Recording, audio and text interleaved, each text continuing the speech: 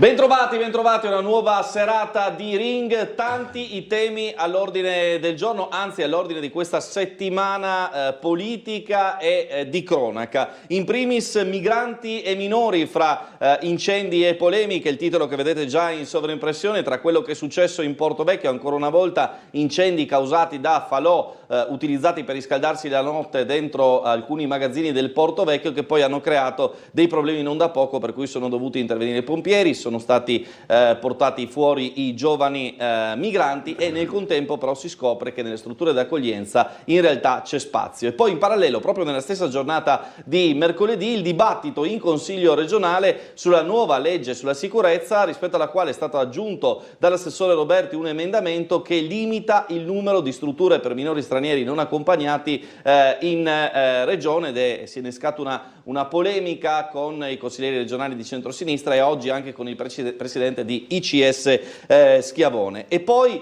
il tema di Piazza Garibaldi, che ritorna alla zona rossa, alcuni esercenti che hanno chiuso dopo le ultime risse per dare un tratto simbolico alla loro protesta, e dunque i temi diciamo comunali legati alla gestione della città e alla gestione del lungomare di Barcola. Lunedì vi abbiamo mostrato in anteprima il rendering di come si trasformerà l'asse viario di Viale Miramare lungo la zona di Barcola, con i cosiddetti controviali, con le nuove aree parcheggio, con lo spostamento delle piste ciclabili. Insomma, ne discuteremo. Oggi sono stati presentati invece i nuovi bottini intelligenti, si parte con la sperimentazione da Prosecco, non ci sono ancora le card e le app, ma insomma abbiamo potuto vedere quello che sarà il futuro. E poi c'è stata anche una polemica in commissione comunale competente sul piano del commercio e in particolare sulla gestione sul fronte dei chioschi delle edicole, che poi farà parte della nostra puntata. Vi presento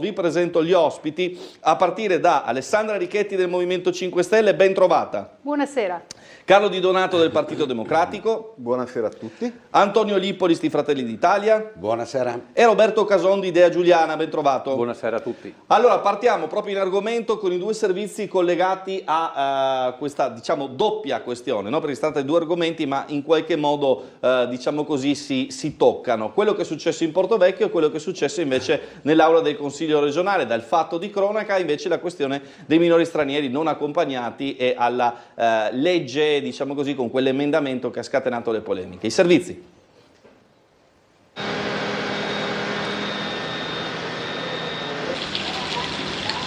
Incendio nel magazzino 2A del Portovecchio, quello occupato dai migranti di origine nordafricana. L'emergenza è scoppiata nel pomeriggio, dando seguito a un notevole dispiegamento di forze per contenere e spegnere il rogo, oltre che per sincerarsi delle condizioni di chi si trovava all'interno dello stabile. Vigili del fuoco, polizia locale, esercito, 118, polizia di Stato sul posto, assieme a diversi curiosi che con il naso all'insù osservavano la scena.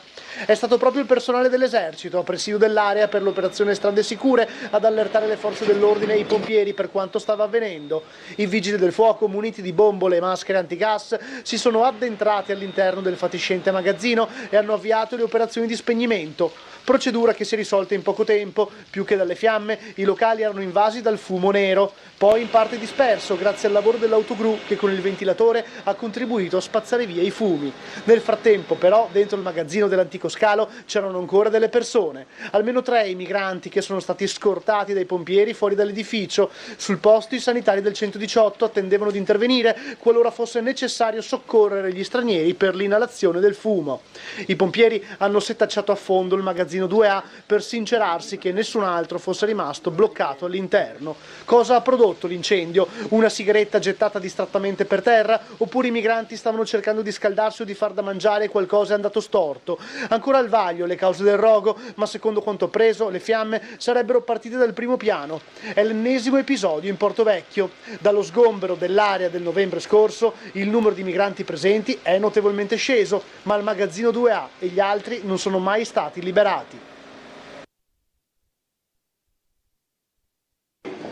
Lei sostiene che bisogna tenere in piedi i bilanci delle cooperative, prendendo i minori da altre regioni, quindi riempiendo queste cooperative per tali piedi di bilancio, che quindi sarebbero pieni per raccogliere i nostri minori. E dice, dove metterebbero i nostri comuni, i minori, se le cooperative non ci fossero più? Ma se lei ne riempie, dove li mettiamo? Via libera con i 26 sì della maggioranza, 16 voti contrari delle opposizioni al disegno di legge regionale in tema di sicurezza, ma è stato l'emendamento dell'ultimo minuto riguardante la limitazione delle strutture d'accoglienza per i minori stranieri non accompagnati a infiammare l'aula del Consiglio regionale.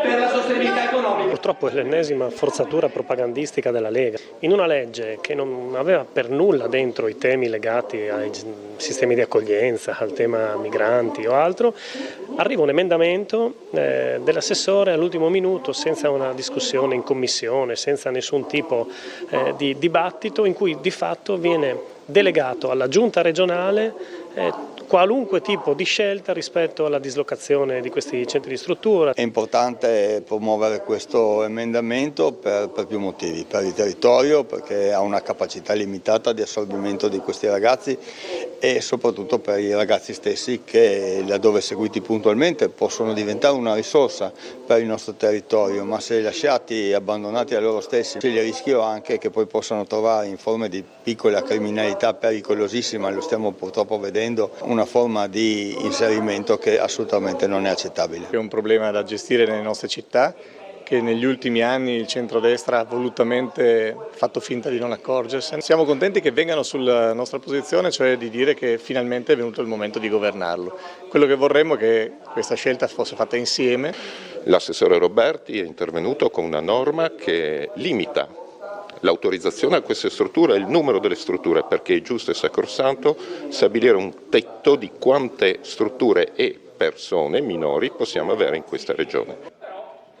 Allora, a Lipolis c'è il fatto di cronaca che ritorna, che non è nuovo e che è legato, diciamo così, a quella situazione del Porto Vecchio, ma a strutture, per esempio, che scopriamo hanno ancora posto. In parallelo, su un altro argomento, ma collegato, quello dei minori stranieri, arriva questo emendamento e si scatena la polemica per una decisione che di fatto parte dall'assessore Roberti. Allora, noi lo diciamo da sempre, non bisogna farli entrare. Dal momento che entrano, la situazione non diventa più gestibile. Se ne stiamo accorgendo da 10 anni che lo diciamo e ci accorgiamo quanto difficile è governare il problema. Questi che hanno dato fuoco, insomma, ai materassi, non lo so cosa ha preso fuoco all'interno, a quelle 4 stracci che probabilmente avevano all'interno, sono persone che non sono volute andare nei centri appositi creati per loro, nei centri di accoglienza, non volevano farsi identificare. Ma voi vi immaginate, allora abbiamo le zone rosse con un esercito di uomini della pubblica sicurezza sguinzagliati per la città, poverini che potrebbero fare tranquillamente altro, sono in piazza Garibaldi, fuori da Donda, adesso li mettiamo anche fuori. Avremmo bisogno di 10.000 persone per controllare i confini, per controllare le varie zone. Come si fa a controllare il porto a migliaia e migliaia di metri quadrati, ha tantissime entrate, si può entrare da barco, ma come si fa a controllare tutti i magazzini, tutta la situazione della città? E una volta che entrano il problema è questo. Per quanto riguarda invece il secondo problema, che secondo me è decisivo in questo momento, in Italia, nel resto d'Italia, il 0,3% della popolazione è formata da minori non accompagnati. Qua a Trieste abbiamo il 2%, siamo 7 volte quello che nel resto d'Italia è la capienza, l'accoglienza massima per questi giovani ragazzi. Ma perché sono tanti? Sono diminuiti gli ingressi di giovani da parte delle porte dell'est, perché è evidente che erano 1.500 lo scorso anno, adesso siamo arrivati a 750. Ma se noi creiamo delle strutture sul territorio atte ad una capienza di 500-600 minori non accompagnati, questi non andranno mai più in altre parti d'Italia e quando in altre parti d'Italia non sapranno dove metterli, diranno li portiamo a Trieste. Perché secondo voi è un attrattore? Perché a Trieste ci sono i centri d'accoglienza, allora li mandiamo tutti a Trieste, con i problemi conseguenziali, perché i problemi conseguenziali sono maggiore delinquenza nelle strade, non gestibile. Allora è troppo facile dire non possiamo mettere un limite ai centri d'accoglienza per minori, alle cooperative per minori a Trieste. Però dopo, quando non si riesce a gestire il problema, cosa dice la sinistra? Non siete in grado di gestire la situazione. È troppo semplice fare il gioco delle 3 carte, no? Richetti, cosa pensi? Beh, il tema migranti è un tema sempre molto difficile e per cui mi stupisco sempre quando vengono semplificate le cose in maniera, secondo me, efficace dal punto di vista comunicativo, ma non realistico. Allora, che mi venite a dire che le persone migranti che sono al freddo, che sono in situazioni di difficoltà, che, cioè, diciamocelo, sono in mezzo ai topi, lo sappiamo, non vogliano stare in una situazione più adeguata, signori. Non lo dico io, guardi, io che l'ho lasciato parlare,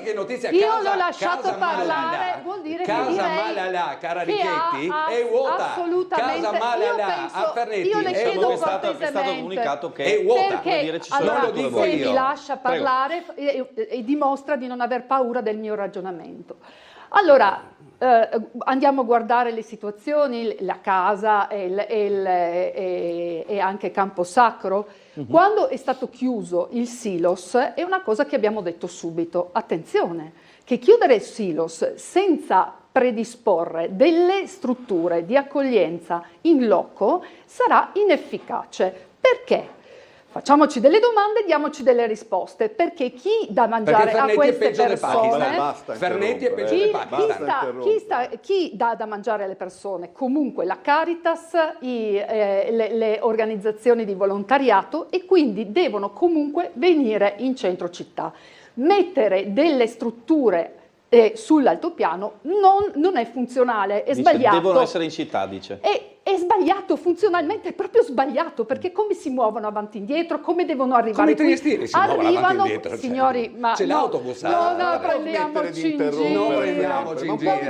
in giro, perché per muoversi servono comunque delle risorse. Restando al di là di tutto, quindi affermare che queste persone arrivano qui e vogliono assolutamente stare al freddo, al gelo e a scaldarsi con il fuoco. No, vogliono essere riconosciuti. Scusate, è un po' una propaganda. Quello che però, secondo me, è ancora più grave è che ci sono quelle strutture, sia Camposacro che la struttura Casa Malalà, dovrebbero essere strutture che, fra l'altro, devono essere ristrutturate. Invece degli 80 posti di disposizione in Camposacro ne abbiamo 40 e le fognature non sono comunque disponibili, diciamoci anche questo. Quindi il problema è a mio avviso di tutt'altro tipo. Il riconoscimento, anche questo, perdonatemi, nasce da affermazioni che sono facili da dire ma che non corrispondono alla realtà. Per normativa, lo Stato italiano in 72 ore deve fare il riconoscimento delle persone attraverso la normativa europea del 2013. Ora non riescono a farlo perché c'è tutto il processo burocratico della questura e servono 2 settimane. In quelle 2 settimane, di fatto, quelle persone possono aver già fatto richiesta di asilo, ma di fatto non hanno ancora tutto l'iter completato. Quindi anche questo è una questione da risolvere. C'è poi la questione minori. Lì è veramente una situazione delicatissima, a mio avviso. Non entro nei meriti della questione regionale perché non c'ero, quindi non vado ad approfondire, non ho letto l'emendamento, quindi non mi piace far commenti sulle cose che non ho approfondito a sufficienza. Quello che so e quello che vedo è che assolutamente c'è un problema, ma io domando, visto che comunque c'è un centrodestra che sta governando da ben po', quali proposte vengono fatte, perché dire non li facciamo entrare, signori, non corrisponde a quella che è le regole nazionali e quelle che sono ancora le regole europee. Quindi anche questo è propaganda e scusatemi, nemmeno questo rende la cosa efficace, perché il problema, lo dico io stesso, il problema c'è e va affrontato. Chiaro, Casomma. Allora, secondo me, se noi andiamo a realizzare alberghi a 5 stelle per i migranti, per questi clandestini, non facciamo altro che creare un punto di attrazione per questi soggetti che, ripeto, entrano clandestinamente nel nostro Stato. Poi ci sono tutte le leggi internazionali che li tutelano, per questo restano qui.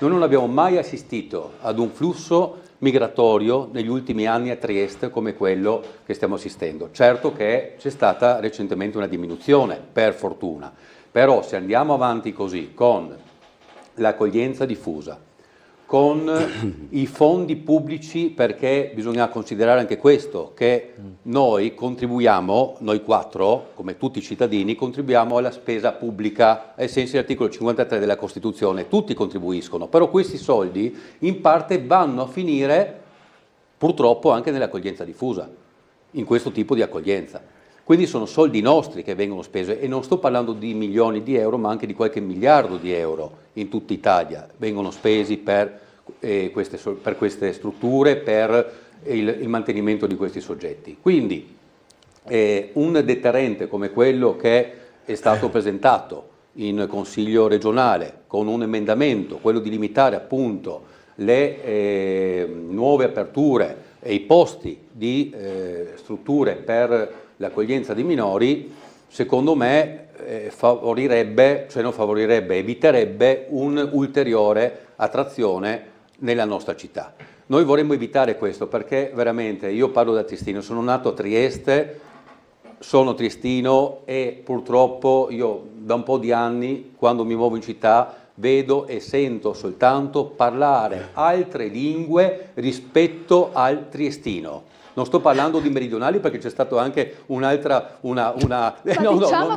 altre lingue, nel senso, non sono altre lingue, però diciamo il triestino, però, purtroppo il triestino non lo sento più parlare in giro. Vero, ma diciamo perché. Ecco, ma però noi dobbiamo cercare, invece di tutelare un pochino i cittadini, di cercare di incentivare il lavoro, le politiche attive sul lavoro dei nostri cittadini, e non di accogliere con fior di quattrini questi soggetti che entrano, lo ripeto, clandestinamente nella nostra città. Di Donato.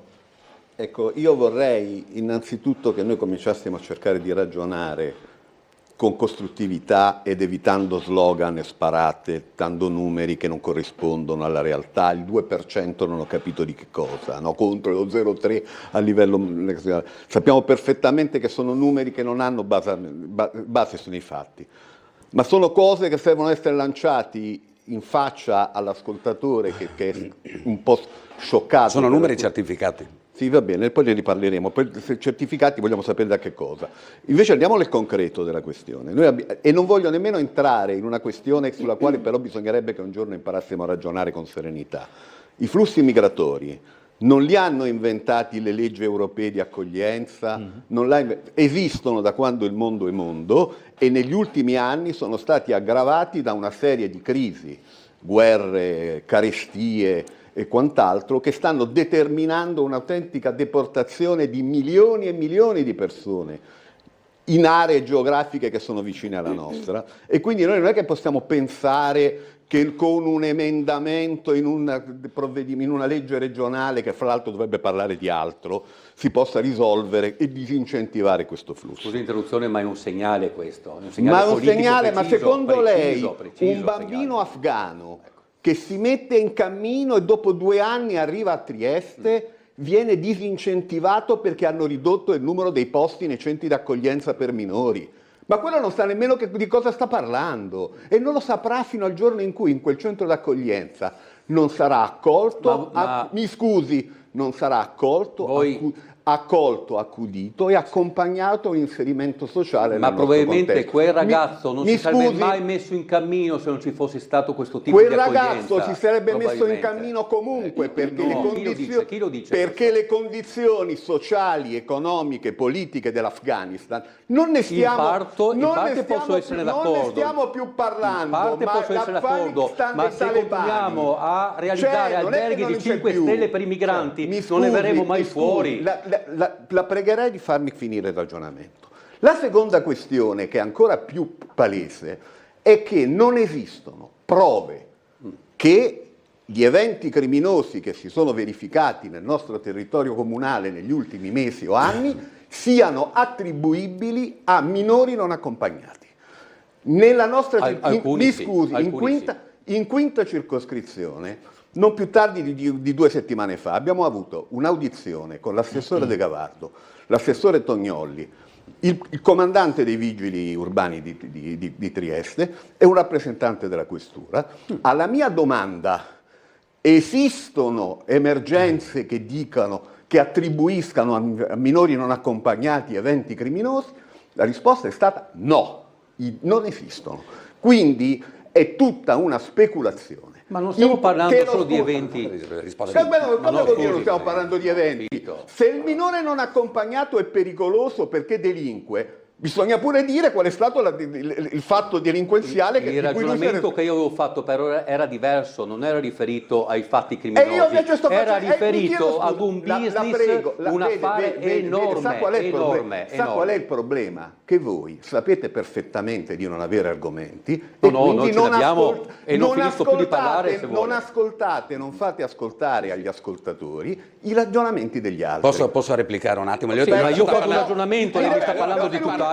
Allora devo interrompere anch'io. Sono stato interrotto 3 volte e non ho potuto. Concludo. In quella stessa audizione c'è stato l'intervento di un operatore che gestisce un centro di accoglienza che probabilmente verrà aperto in via dei Giuliani a San Giacomo, in cui ha spiegato esattamente questi minori quello che fanno, come sono inseriti, quali sono gli strumenti che le strutture di accoglienza mettono in campo per garantire il loro inserimento e la sicurezza per loro e per i cittadini. E concludo. Il fatto che ci siano posti disponibili è dovuto al fatto che nell'ultimo anno a Trieste il flusso di minori non accompagnati è diminuito del 50% rispetto a 2 anni fa.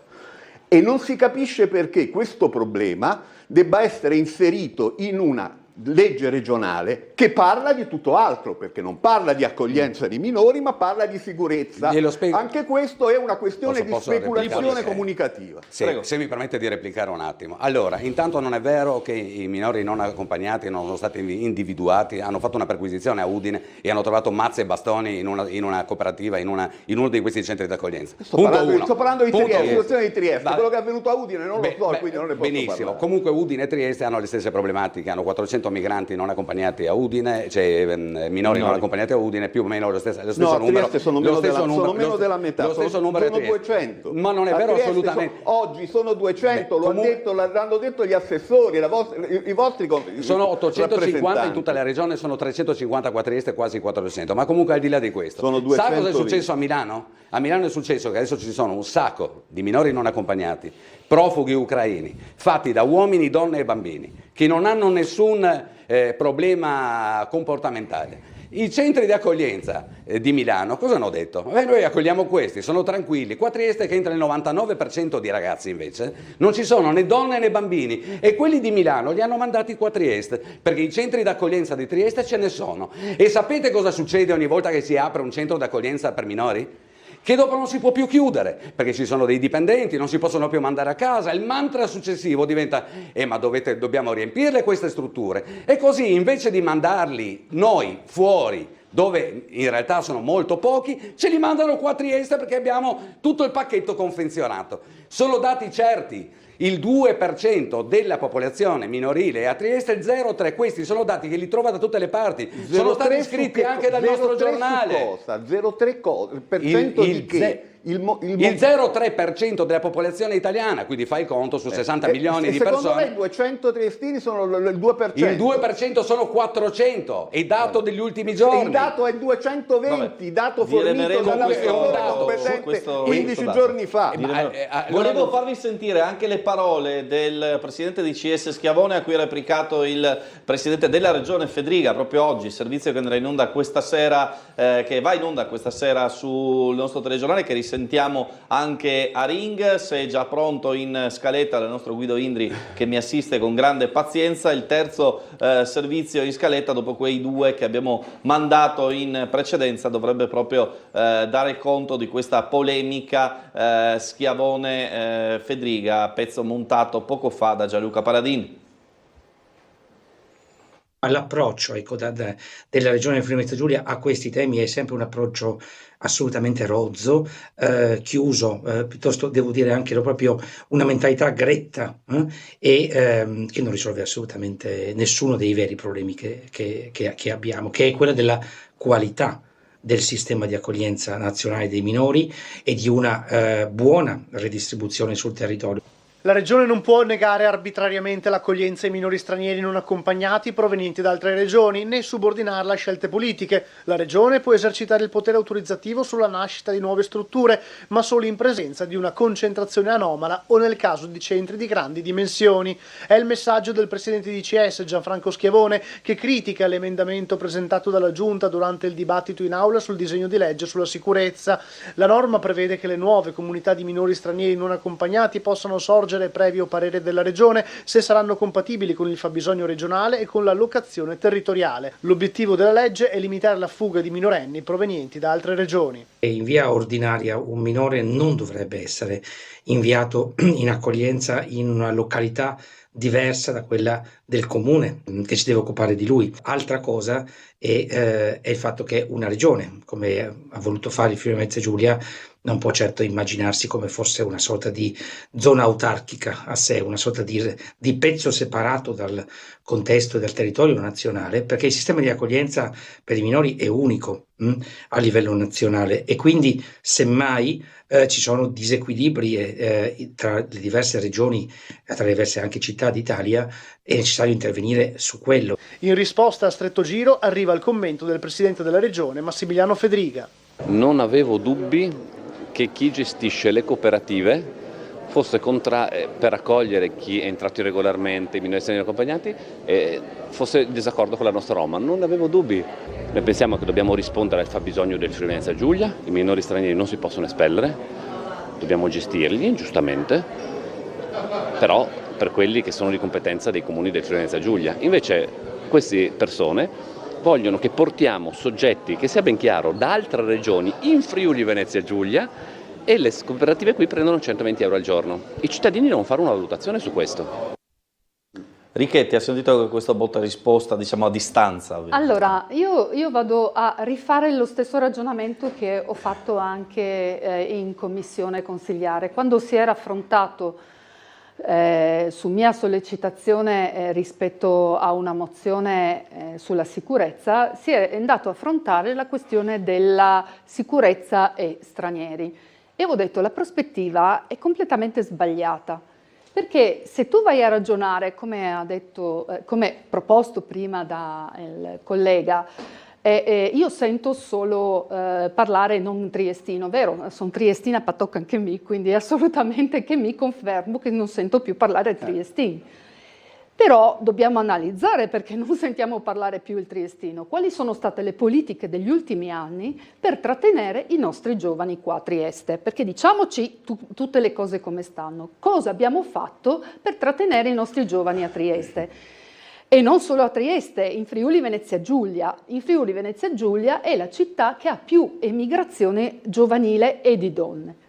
Allora, che politiche abbiamo fatto? Abbiamo fatto delle politiche di immigrazione, ma guarda là, la regione Friuli Venezia Giulia ha fatto, in situazioni di criticità in cui mancava del lavoro, ha fatto delle politiche di immigrazione richiedendo personale per l'edilizia, richiedendo personale per la cantieristica e così via.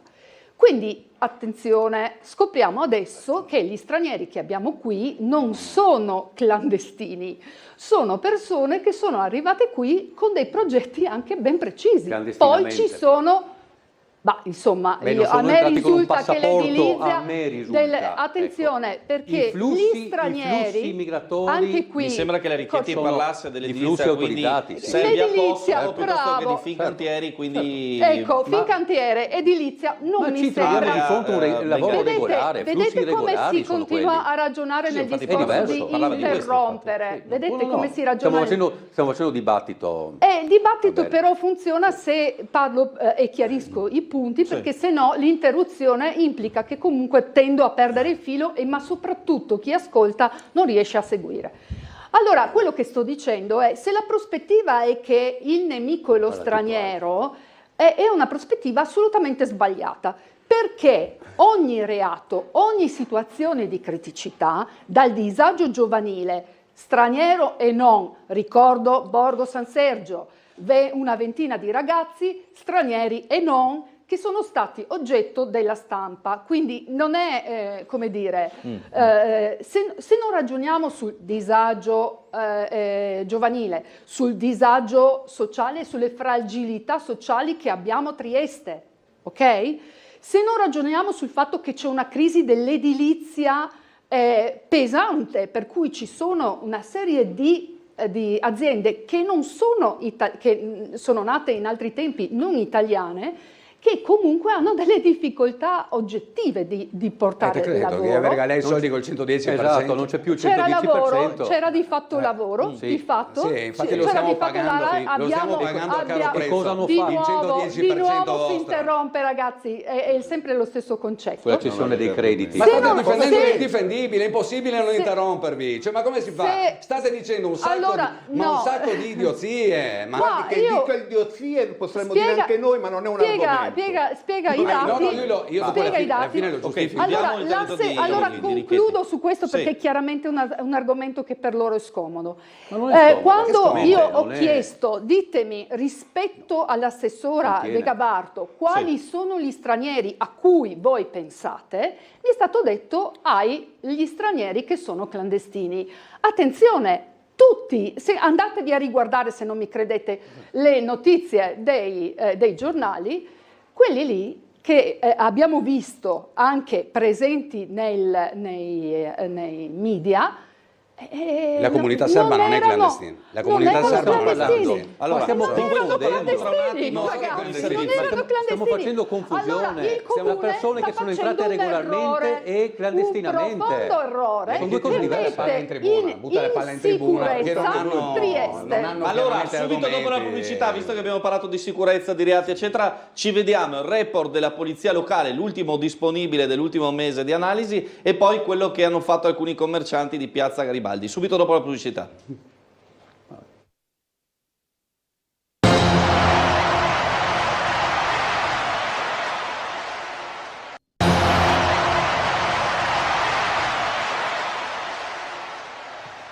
Risse, furti, spaccio di droga, allontanamenti, denunce e sanzioni. Un febbraio vivace per la polizia locale, che ha dovuto intervenire in diverse situazioni per contrastare le attività illecite. Nel mese passato il nucleo interventi speciali ha infatti effettuato 6 servizi di alto impatto coordinati dalla questura di Trieste per garantire la presenza quotidiana nella zona di Piazza Garibaldi. Sono state pattugliate le cosiddette zone rosse al fine di prevenire reati e allontanare persone potenzialmente pericolose, come verificatosi in 2 casi dove è stata applicata l'ordinanza di allontanamento dalla zona rossa numero 3. Nel periodo considerato 9 persone sono state denunciate, 2 per percosse perché venute alle mani in via della Raffineria, un denunciato per resistenza pubblico ufficiale in Scala dei Giganti e un altro per furto in un negozio di Piazza Garibaldi. Fra gli interventi della polizia locale anche il contrasto alla droga. Una persona è stata denunciata per possesso a uso personale, un'altra per detenzione a fini di spaccio. Poi sono stati ben 13 sanzionati per ubriachezza manifesta, casi verificatisi in diverse zone della città. L'attività dei vigili urbani ha portato alla luce anche violazioni amministrative, una sanzione per vendita ambulante senza licenza con sequestro della merce, una per aver fumato all'interno della stazione degli autobus in Largo Santos, 19 le sanzioni al regolamento di polizia urbana distribuite in varie zone della città, tra cui 13 per mendicità molesta col sequestro dei proventi in 2 casi, 2 per l'attività di parcheggiatori abusivi in Piazzale Straulino e Rode in via Bandracchio, 4 le sanzioni per bivacco. A seguito delle violazioni amministrative sono state notificate 26 intimazioni a cessare l'attività illecita con relativo allontanamento e 2 intimazioni per inottemperanza dell'allontanamento stesso nei 2 giorni seguenti. Infine è stato notificato dal questore il DASPO urbano a 3 persone che hanno ignorato l'ordine di allontanamento. Ha riaperto dopo 2 giorni di chiusura provocatoria la pescheria di Piazza Garibaldi, un gesto che lancia un messaggio di insofferenza verso i troppi episodi che si verificano in zona, tanto di notte quanto di giorno. Davide, il titolare della pescheria, non se la prende con nessuno in particolare ed ha commentato così la provocazione messa a punto abbassando le saracinesche. Un messaggio provocatorio, cioè senza avere un obiettivo contro qualcuno, ci mancherebbe. Semplicemente far notare che comunque c'è sempre questo senso di insicurezza, notare notevole che cresce. A distanza di 2 o 3 anni sono precipitati, ma lasciamo stare il discorso affari, eccetera, proprio è cambiata completamente l'impressione della piazza. È da circa un paio d'anni che Piazza Garibaldi, Largo Barriera, Piazza Perugino sono cambiate nella percezione di commercianti e residenti a causa dei numerosi episodi di microcriminalità che si verificano, che si tratti di zona rossa o meno, ma anche con un cambio del tessuto residenziale e imprenditoriale che in qualche modo ha modificato la clientela, portando a ripercussioni anche con un calo del lavoro. Ormai questo è diventato praticamente la prassi e come zona rossa probabilmente ci sono delle cose che noi non riusciamo a capire, ma non vedo, anzi pare che sia peggiorata la situazione, ci sono più episodi di questo tipo, quindi ci ho messo del mio, ho perso 2 giorni di lavoro, però così insomma almeno ho provocato un attimino, ma ripeto senza nessun obiettivo, senza dar contro a nessuno. Qua c'è stato un esodo diciamo degli abitanti del posto e adesso quanto siamo diciamo abitato diversamente da come era, ma comunque questi ultimi anni c'è stato un notevole calo, perché è un dato di fatto che se uno può se ne va, appunto, se ne va a livello commerciale e anche a livello abitativo. La gente preferisce andare in zone o rioni più sicuri o perlomeno non essere al centro di questi problemi. Allora, intanto una piccola digressione simpatica perché siccome prima si parlava di triestinità, Davide è proprio un presidio di triestinità con le sue vetrine, con le sue scritte in triestino che ci richiamano al nostro dialetto, così come in quella piazza il fioraio, i mercatini sono presidi di quello che era la Trieste, mi viene da dire, delle venderigole, no? Di quel rapporto tra commercianti e cittadini proprio basato sul dialogo anche attraverso il dialetto. Ecco, Cason, questo è una persona che vive il territorio, adesso indipendentemente da chi, cosa, dalle etnie, sta vivendo una situazione in cui calano gli affari, la gente se ne va dalle abitazioni in zona certo. Barriera, Piazza Garibaldi, nonostante, come diceva giustamente, sono dei bellissimi palazzi, e lui la vive sulla propria pelle, l'avere le volanti di polizia fuori, lì davanti, ma avere comunque le risse e tutto quello che ne consegue. E ha ripercussioni anche di tipo economico, senza dubbio questo. Ci sarà sicuramente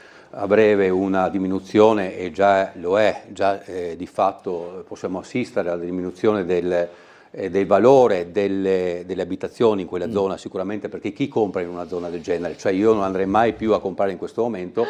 Faccio una domanda, ma si poteva evitare poi tutto questo? Cioè noi stiamo assistendo ad un fenomeno al quale noi non eravamo abituati, anche vedere le forze dell'ordine che presidiano la nostra città, in questo momento non l'abbiamo mai visto. Non l'abbiamo visto, lei magari non so, da qualche anno a Trieste, non so da quanti anni, io sono nato qui, ripeto, non le ho mai viste queste situazioni. Io sto a Trieste da prima di lei. Beh, sì, sono venuto a Trieste che lei non era ancora nato. Bene, è una delusione anche vedere tutto questo. Bisogna mettersi nei panni di quelle persone che lavorano come appunto il titolare della pescheria, onestamente, che pagano le tasse, e poi le tasse dove vanno a finire? Ritorno su quel discorso economico che ho fatto prima, nelle casse, in parte nelle casse delle cooperative che assistono, e diventa un circolo vizioso tutto questo.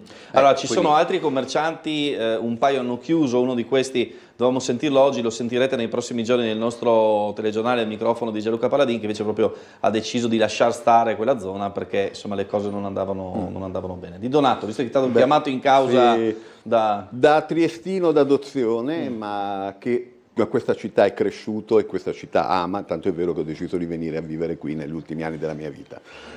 E io credo che, come al solito, bisogna andare a partire dai problemi concreti. I problemi concreti sono che a Trieste il tema abitativo è radicalmente cambiato negli ultimi tempi, perché è stata fatta una scelta.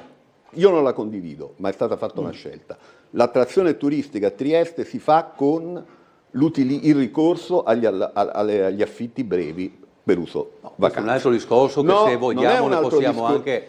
ma porca miseria, c'è gli appartamenti, i B&B. È chiaro che se io sono proprietario di un appartamento, se parlo con l'assessore Rossi non è proprio d'accordo. A me non ha importanza, io dico un fatto. Se io sono proprietario di un immobile e con affitti brevi posso guadagnare molto di più di quello che guadagnerei con un affitto normale, tendenzialmente ricorro all'affitto breve. Il residente in queste aree del centro, immediatamente vicino al centro, che si trova a dover sborsare affitti non più in grado di sostenere con le sue entrate, finisce che si deve spostare fuori dal centro. Ma cosa c'entra questo con il discorso che stavamo facendo? C'entra, perché quando si dice che ci sta una riduzione dei residenti in questi quartieri di origine non è per questo triestina, motivo. Ma questo lo dite voi che non è questo il motivo. Non è questo il motivo. Ma questo lo dite voi che non è questo il motivo. Ma perché? Ma cioè io sto facendo un ragionamento e mi svia sul turismo. Io non sto sviando, vi sto dicendo se il problema...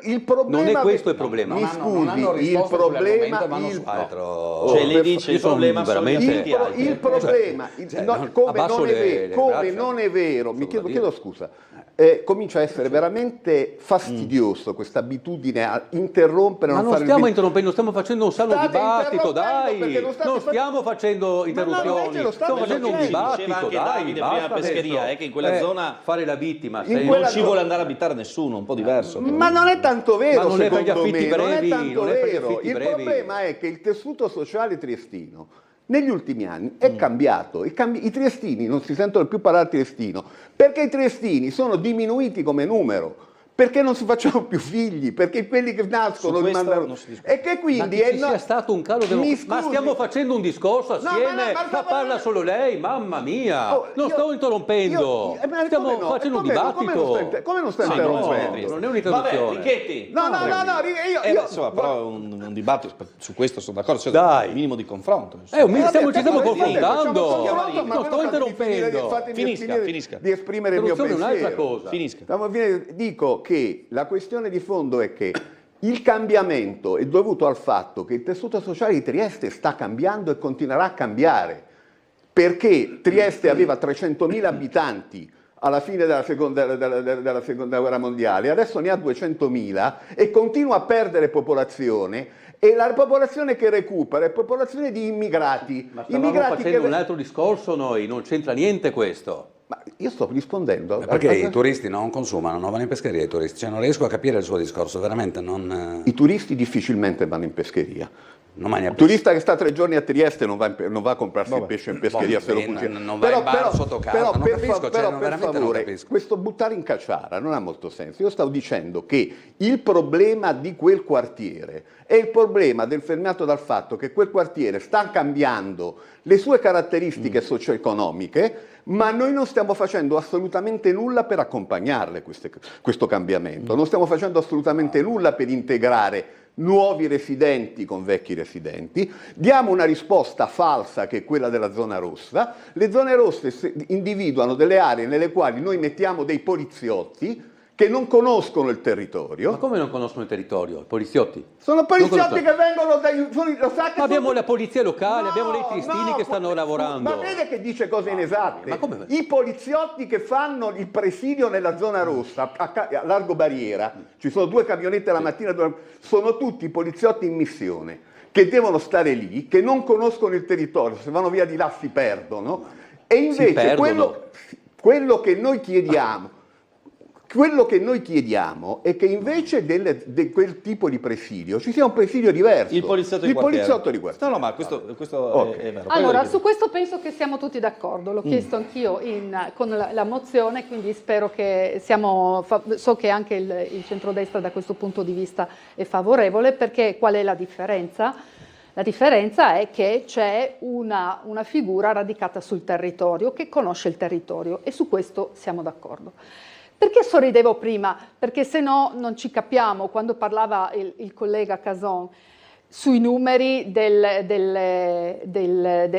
case e dei prezzi delle case, perché queste informazioni le avevo portate io, avevo segnalato in commissione, sempre sulla sicurezza, attenzione alle zone rosse, perché la istituzione di zone rosse ha creato una ghettizzazione di fatto che viene percepita come tale, per cui ci sembrerebbe che ci sia una Trieste, chiamiamola, che non ha problemi, e una Trieste che ha problemi, cosa che non è realistico. Abbiamo visto le zuffe in altre aree che non erano a zone rosse, Ma quello che è ancora più singolare, e lo ha detto anche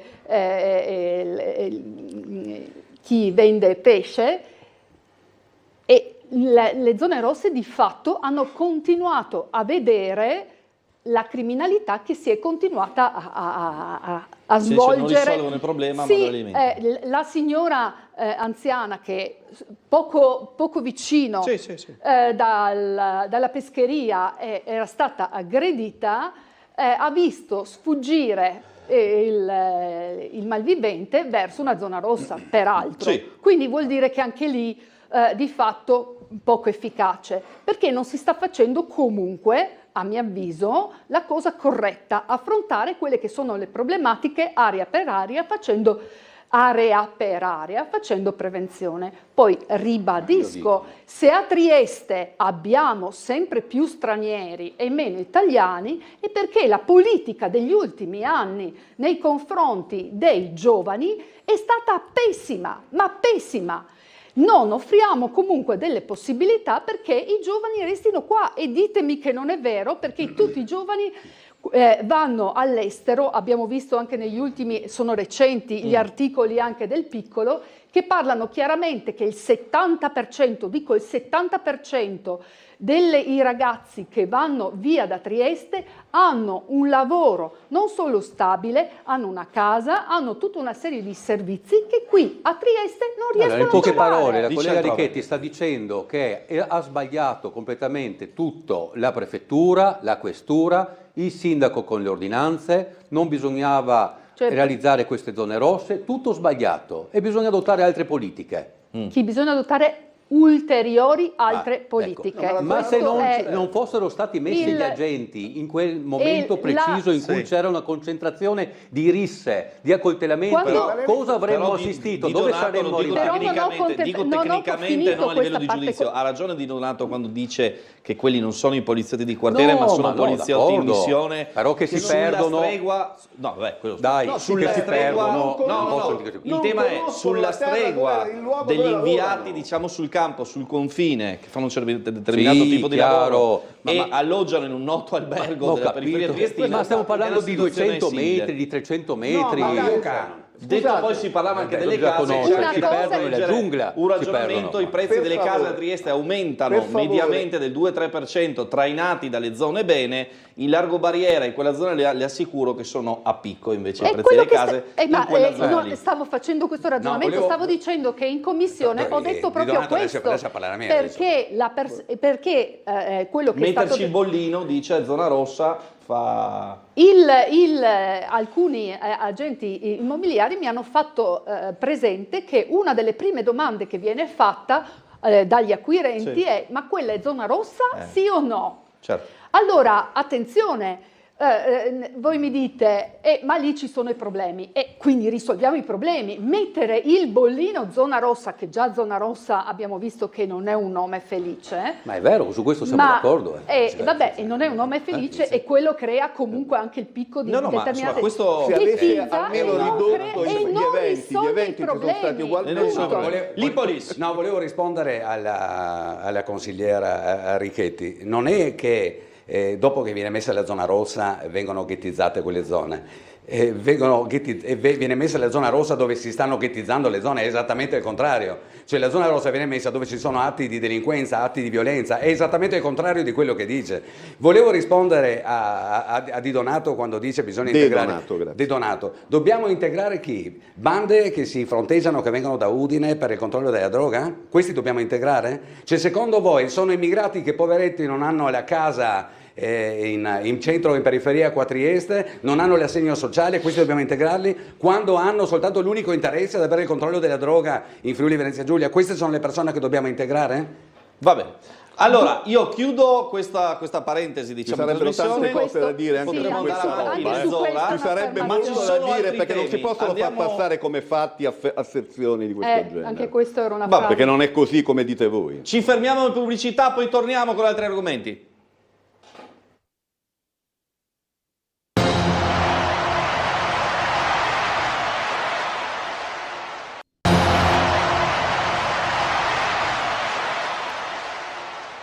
avremo una corsia in più, perché il problema d'estate è anche che uno si ferma lì, aspetta che l'altro vada via, blocca tutto per parcheggiare, questo è il problema.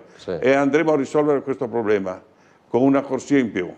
Naturalmente tu mi chiedi dove. Hai presente la pista ciclabile? Oltre, metteremo le automobili oltre. Barcola ha 3 corsie. Dopo le parole del sindaco di Piazza, l'assessore al territorio Michele Babuda ha rappresentato in piccola parte le proposte progettuali che rientrano nel più ampio lavoro congiunto fra Comune e Regione per il ridisegno della viabilità del lungomare. Prendiamo a riferimento il tratto che parte dalla fine della Pineta in direzione Castello di Miramare. In quel punto l'idea è di realizzare una corsia di marcia a senso unico che includerà parcheggi per le auto in entrambi i fianchi del tracciato, togliendo quelli oggi esistenti su Viale Miramare, come oggi li conosciamo. Questa corsia la si crea sull'attuale pista ciclopedonale che verrà allargata per consentire il passaggio delle auto e, come detto, la creazione degli stalli. Gli alberi non saranno intaccati, verrà sbancata solo una piccola parte del lato monte. Quella che è quella striscia di asfalto che voi vedete ora destinata a marciapiede ciclopedonale, oltre dove è consentito, è stato programmato di utilizzare quegli spazi per questa funzione. Quindi le alberature rimangono, è come se noi immaginassimo quella striscia di verde che c'è, al lato interno la corsia viabile e al lato ancora più a monte i parcheggi. Questa corsia però non potrà essere costruita su tutto l'asse perché incontra certe zone dove non si può guadagnare niente lato monte. È il caso dei punti dove sono presenti locali e ristoranti. In quel caso la strada tornerà a ricongiungersi con quella esistente e il guadagno si potrà effettuare sul lato opposto. Dal bivio verso città, infatti, lato mare, la proposta progettuale prevede la realizzazione di una corsia dedicata a chi intende cercare parcheggio che si potrà realizzare grazie al progetto della Regione che allungherà la linea di costa permettendo la creazione di uno spazio maggiore dedicato tanto a questa corsia di transito e parcheggio quanto della pista ciclabile che per logico effetto non sarà più dove è adesso ma sarà collocata verso il mare e sarà una pista ciclabile e non ciclopedonale. Infine c'è l'idea di creare una rotatoria nei pressi della statua della Mula di Trieste e forse anche qualche passaggio sopraelevato per consentire il collegamento che a questo punto sarà più ampio dalla zona della Tintarella a quella del parcheggio più lontano che sarà realizzato sul versante opposto sottomonte. Allora, questo, diciamo così, il progetto di Massima, il rendering di Massima per quanto riguarda la viabilità. Barcola è un tema insomma molto atteso, dibattuto, poi c'è tutta la parte della regione che, come dice spesso l'assessore Scocimaro, riguarda la parte bagnata, cioè dalla scogliera in poi. Cason, che effetto avrà dal suo punto di vista, no? Perché dovrebbe, diciamo così, sbrogliare la matassa, soprattutto estiva, di chi si ferma o rallenta o cerca parcheggio e chi invece utilizza quella strada come diciamo uscita e ingresso città. Noi abbiamo 2 strade per entrare in città essenzialmente, dall'altipiano e dalla costiera. In alcuni momenti o orari, periodi estivo ad esempio, orari e giornate, il traffico si concentra molto in quella zona, su quel tratto di strada. Quindi aver trovato delle soluzioni come queste non può che essere positivo. Perché? Perché anche i cittadini che devono andare a lavorare fuori Trieste o quelli che arrivano, no, magari devono andare a lavorare in centro città, insomma così troveranno un po' più di scorrimento sicuramente. Ma è importante anche pensare alla stagione estiva perché è molto cara ai triestini, nel senso che il triestino desidera cercare, trovare un posteggio a Barcola. Quindi la domanda che si sono posti i triestini prima di tutto è quella: ma ci tolgono i posteggi? Ecco, va subito detto di no, che i posteggi non vengono toccati e quindi anzi bisognerà pensare di crearne ulteriori probabilmente. Sono cose sicuramente positive, sono cose che fanno parte secondo me di tutto un progetto complessivo che si collega anche a quello che stiamo facendo in Portovecchio. Cioè diventa tutto ormai un progetto generale questo, da vedere appunto in un aspetto unico, no? In un unico aspetto che è quello appunto di prospettiva, di una città comunque migliore, un Portovecchio che vivrà tra poco, perché questo è anche il motivo che se noi non creiamo queste strade, queste corsie, questi allargamenti, qualcosa anche si ingolferà, e sicuramente se faremo la cabinovia non andremo a risolvere, no, il problema con la cabinovia, lo sappiamo perfettamente questo. E dall'altra parte chiaramente non possiamo nemmeno pretendere che si usi la parte alta, l'altipiano, per poi arrivare a Campomarzio. Quindi va bene, io sicuramente sono favorevole a questo tipo di progetto. Richetti, cosa le piace, cosa non le piace? A me non tocca. Allora, intanto a me piace parlare quando ho le carte in mano, quando ho visto che è stato consegnato a voi il progetto, ho chiesto di avere copia, attendo copia, immagino con la stessa solerzia con cui è arrivato voi. E ho fatto la stessa richiesta un anno. 2 rendering, non abbiamo. Sì, però a me invece serve un progetto perché sì. I pupoli. Non c'era polemica, c'era solo da dire: io non posso basarmi come consigliera comunale, sbaglierei il mio mandato se mi basassi su un rendering. Vuole leggere le carte. A me piace leggere le carte con grande. Ho chiesto anche alla regione, perché è una cosa che avevo chiesto un anno fa, quando era stato dato l'incarico di fare una proposta. Un anno fa mi era stato detto che non era ancora stato predisposto nulla, e quindi io attendo. Certo che abbiamo scoperto una novità. Di fatto l'Ovovia non andrà a risolvere la questione di viabilità come era stato, perché l'argomento l'ha citato che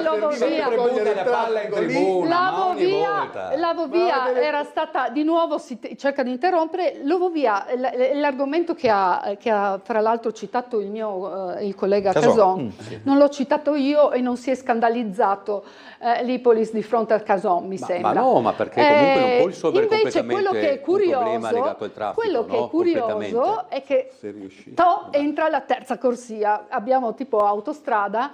Ci sono i controviali, sono noi che abbiamo sintetizzato così. No, io ho sentito il sindaco che ha parlato di terza corsia. Sì. La terza corsia come l'autostrada Latisana e simili. Allora, lì, da quello che capisco, non ci sarebbe uno sbancamento, c'è uno sbancamento, è tutto da vedere. Certo che questo, a mio avviso, è un problema che sta andando contro rispetto alle richieste che sono state fatte dai cittadini, cioè che si parcheggi perché attualmente, perché attualmente provate ad andare sull'autobus e vedete quando l'autobus è strapieno, e vuol dire che c'è una grande richiesta di autobus pubblici, periodi. Quando è strapieno di persone, quindi vuol dire che lì c'è qualcosa che non funziona nel collegamento pubblico, nei trasporti pubblici. Se tu andassi a fare un collegamento pubblico, per esempio come in altre città, che sia facile anche per i disabili, di accesso dei disabili o per le mamme che hanno il passeggino, e che quindi vi posso assicurare che come mamma arrivare lì con i 2 bambini, se non arrivi con la macchina è un problema, ma puoi arrivare con dei sistemi che ti permettono di farlo senza doverti affannare rispetto alle situazioni. Quindi, a mio avviso, fino a quando non vedo le carte non do altri tipi di informazioni, mi lascia perplesso rispetto, ribadisco, questo potenziamento del traffico, perché questo che andremo a ottenere nel momento stesso che vai a creare un'ulteriore strada, vai a potenziare il traffico. Quindi, come abbiamo visto per il sindaco, visto che la priorità sono le macchine perché le persone anziane devono andare dove ci sono i semafori, è chiaro che qui la priorità sono le macchine. Di Donato che si era prenotato, diciamo così, dopo l'Ipolis. No, volevo dire... De Donato, mi scusi. De Donato. Ho sbagliato io. Grazie. Andiamo un po' innanzitutto su una questione di fondo. Ancora una volta, per risolvere un problema del traffico automobilistico si toglie spazio ai pedoni e agli altri veicoli, perché fondamentalmente la proposta che viene fatta, a giudicare dai primi rendering, poi anche io mi associo quando diceva la consigliera Richetti, è assolutamente necessario vedere un progetto fattivo. Sì. Però quello che a me preoccupa è che in una città come Trieste si continua a dare la priorità al veicolo automobilistico, all'autovettura, quando l'evoluzione della mobilità nelle città in tutta Europa va esattamente nella direzione opposta e quindi sarebbe necessario invece valutare interventi che diano maggiori possibilità e sicurezza alle mobilità alternative, come del resto si era detto che si sarebbe dovuto fare. Non voglio citare l'Ovovia, però l'Ovovia diceva bisogna ridurre il traffico automobilistico in arrivo su quell'asse e quindi bisogna trovare mezzi alternativi. Il mezzo alternativo potrebbe essere un mezzo di trasporto pubblico adeguato, ma sicuramente non può essere creare una sorta di autostrada a Barcola, anche perché sappiamo perfettamente che Viale Miramare già oggi e nelle attuali condizioni è una strada pericolosa. È una strada dove succedono incidenti anche mortali e quindi l'obiettivo nostro dovrebbe essere quello di ridurre la velocità, restringere le carreggiate perché queste inducono una riduzione della velocità e aumentano la sicurezza e creare spazi di mobilità compatibile, di mobilità adatta a tutti quanti, famiglie, persone, anziani e via dicendo. Una cosina se volevo aggiungere, se posso. Io ho sempre asserito quello che diceva appunto lei sul fatto che bisogna eliminare, io dico quasi completamente, il traffico dal centro città. Però è anche vero che noi abbiamo, lo ripeto, 2 strade di entrata e di uscita, Altipiano e Costiera, e giocoforza le automobili arriverebbero comunque fino al Porto Vecchio o Park Bovedo, cioè non c'è alternativa. Noi non possiamo pensare di fermare le automobili a Monfalcone, a Duino Risina, a Sistiana. Dico una cosa impopolare, così non la dite voi. Per chiudere Barcola e farla solo con mezzi, per dire, elettrici, no? Bisogna fare un tunnel da un'altra parte per ovviare sarebbe impossibile. Lo dico io così, non sono politico, posso dire cose impopolari, altrimenti è disincentivare il traffico automobilistico e individuare soluzioni alternative. Anche perché è un mio sogno da triestino vedere Barcola pedonale. Certo, è il sogno di tutti. C'è anche una questione orografica. Lei non se lo ricorda, ma quando io ero bambino a Barcola ci andavo in tram. Sì, assolutamente. Ma c'erano meno automobili, meno traffico. In filovia. No, era il tram. La 6 era un tram. E basterebbe rifarlo il tram. E quello lì c'erano meno automobili, ma dobbiamo fare in modo che ci blocchiamo siano tutto completamente. Blocchiamo tutto col tram. Facciamo una corsia di tram. Allora Barcola ha 3 problemi principali. La salvaguardia del territorio, perché con le mareggiate non si sa come può andare a finire in futuro. Quindi il compito della regione è quello di mettere in sicurezza le parti a mare. Secondo problema, e questo è un progetto per quanto riguarda la regione e l'assessorato all'ambiente di Fabio Scocimaro.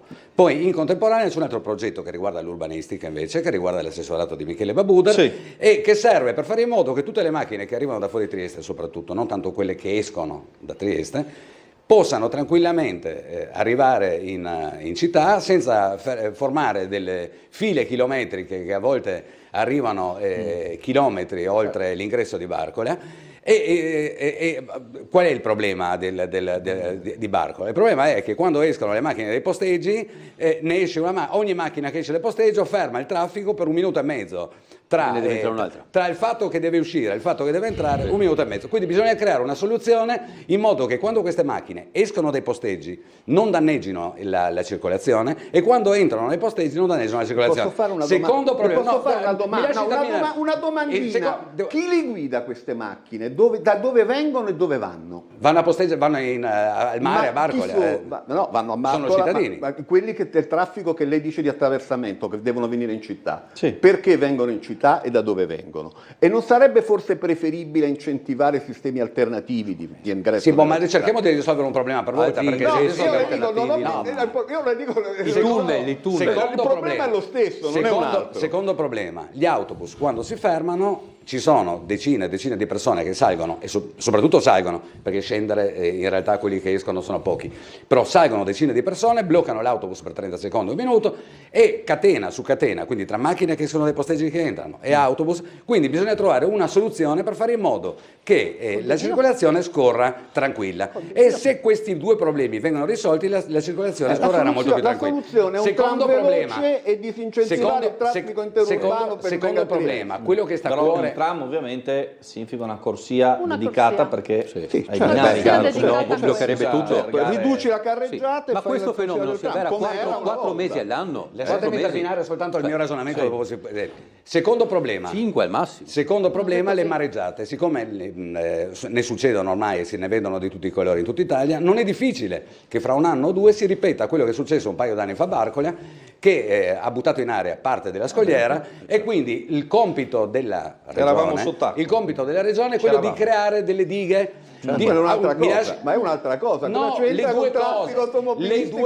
No, è il famoso progetto, come dice che deve essere comune il progetto che deve andare in sintonia comune e regione. Tra l'altro, siccome Trieste sta diventando una località turistica, ma grandi spiagge, grandi stabilimenti balneari non ne ha, perché elevato il Pedocin e elevato l'Ausonia, molti dei triestini si riversano a Barcola, si cerca di unire l'utile al dilettevole e quindi il progetto della regione, oltre a creare delle dighe, crea delle baie dove i triestini e si spera anche i turisti possano trovare una soluzione di sfogo per le loro abitudini balneari estive. Però allora il problema qual è? Non è nemmeno i soldi, perché costa parecchio, perché andiamo oltre i 100 milioni di euro molto probabilmente per fare questo progetto, ma il problema è la burocrazia, le varie varianti, i rimbalzi di carte che arrivano, che vanno da una parte all'altra, le aree demaniali, tutta una serie di cose. Se fosse per la regione, i soldi molto probabilmente con bilanci ricchi come abbiamo qua in regione si troverebbero in tempi abbastanza brevi. Io mi auguro che la burocrazia non ci metta la sua mano e che entro un paio d'anni, oltre al Porto Vecchio, si continui una bella linea per fare una Trieste migliore di quella che è. Io penso che ci sono delle priorità comunque come per esempio la piscina terapeutica che sta aspettando anche là. Non c'è un problema, ci sono delle priorità. Ma stiamo parlando però della terza corsia di Barcola, adesso andiamo la sicurezza della costa, la sicurezza con la terza corsia, come l'ha chiamata il sindaco per la viabilità. Sono due progetti che vanno insieme questi, progetto a mare e progetto a terra. Sono legati perché i progettisti lavorano insieme, se non lo sa De Donato, i progettisti lavorano insieme. Ho capito, ma sono legati perché li avete legati voi, non perché sono concettualmente. Ma no, perché non si può fare un progetto senza collegarlo all'altro. L'altro, perché avete deciso voi che si deve fare. Secondo me c'è bisogno di fare altro. Bisogna considerare anche lo sviluppo del Porto Vecchio, dicevo prima. Ripeto, la mobilità a Barcola la risolvi con trasporto pubblico veloce e sicuro. Però se parli di tram, quello che succede è che uno va a pensare il tram di Opicina, non è quello che ovviamente si va a pensare. La piscina terapeutica adesso è il tram. Il tram come nelle grandi città come a Viena. I tram, ferrovie urbane veloci. Io per esempio ci sono tutta una serie di collegamenti che vengono utilizzati anche dai aeroporti, che sono tram molto sottili, che occupano poco spazio, che sono assolutamente utilizzabili, che garantiscono dalle persone con mobilità di tutti ma non è detto che questo in futuro non si possa fare, però creare una linea si ritorna alle priorità tranviaria di questo genere costerebbe altro che 100.000 euro. Ma ho guardato, non sono cifre così grandi. Ma sai quanti scavi, quanti sbancamenti dovrebbero essere fatti? No, non vengono fatti sbancamenti su questa cosa qui. Nel caso in cui venisse realizzata. Concretizzo, da centro città al bivio. 4 chilometri ho fatto il calcolo. Dai 4 chilometri che arriva fino a lì, perché comunque magari... Da centro città al bivio, circa dalla stazione, non so. Tenendo presente che il problema non è solo estivo, perché qualcuno si sta facendo un'idea che è sbagliata. Io, lavorando al Centro Internazionale di Fisica Teorica, un problema di viabilità e di connessioni con i vari centri di ricerca c'è e c'è sempre. Dice tutto l'anno. Va bene, allora andiamo a vedere, a proposito di opere pubbliche, di servizi, andiamo a vedere questi benedetti cassonetti intelligenti. Ne ha parlato Bernardo Gulotta in diversi servizi in cui spiegavamo che arrivano. Oggi è stato presentato il primo a Prosecco, le card, l'app arriverà, ma intanto vediamo come funzionano.